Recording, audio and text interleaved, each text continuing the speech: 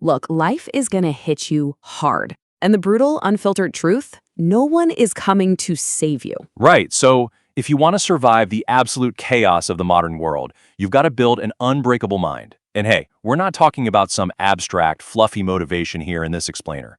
We're talking about raw mental survival. Okay, I want you to burn this number into your memory right now. 95%.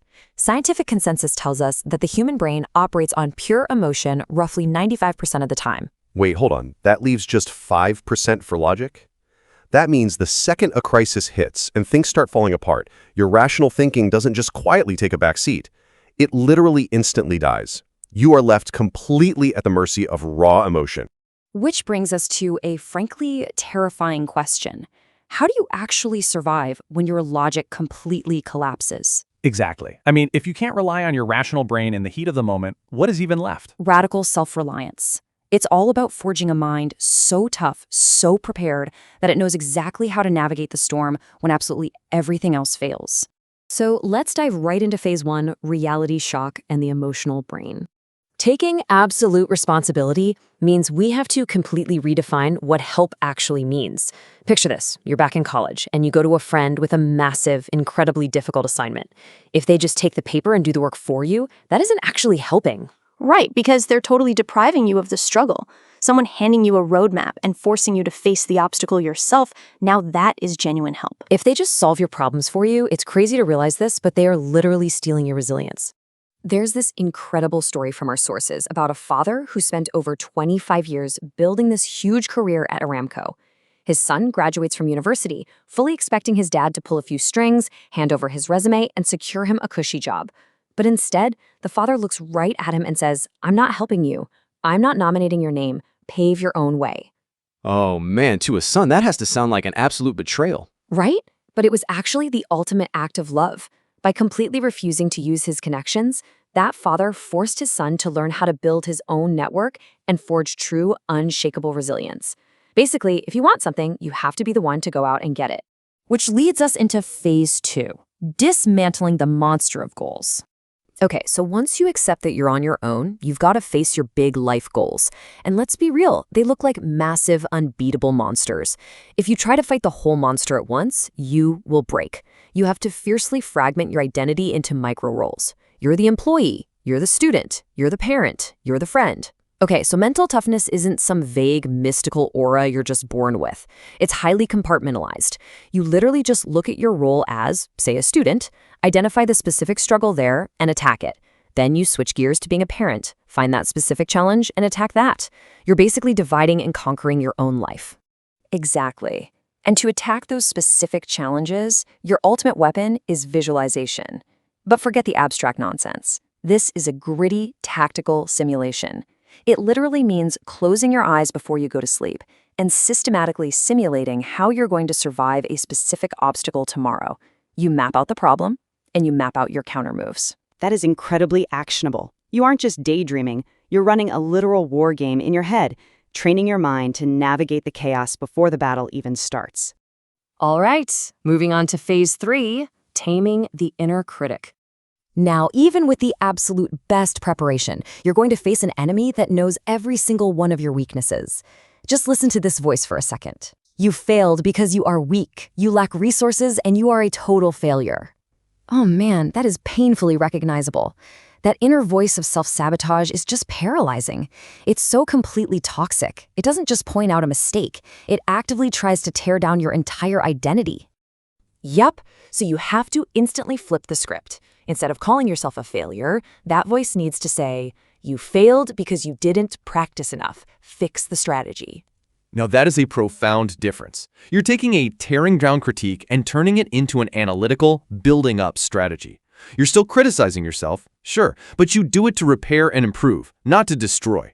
You're holding yourself accountable to the process, not to some toxic label. This brings us to phase 4, the iceberg illusion. Look, even if you master your inner voice, the outside world is absolutely going to test you.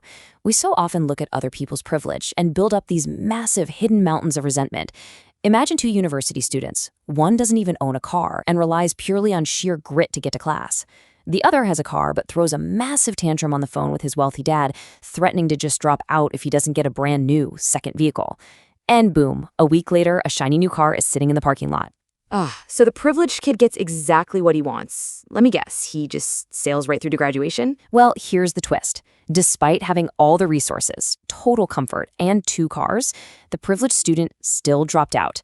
He couldn't handle the academic friction because his life was just way too soft. Meanwhile, the student with literally nothing graduated.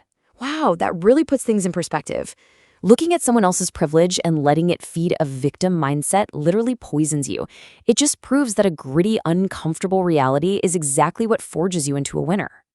Let's roll into phase 5, discipline after setbacks. You're definitely going to need that winner's mindset because setbacks are coming. And here's a really harsh truth we uncovered. The scale of your problems scales directly with your success. Think about it. A student's biggest fear is failing an exam. An employee's biggest fear is losing a job.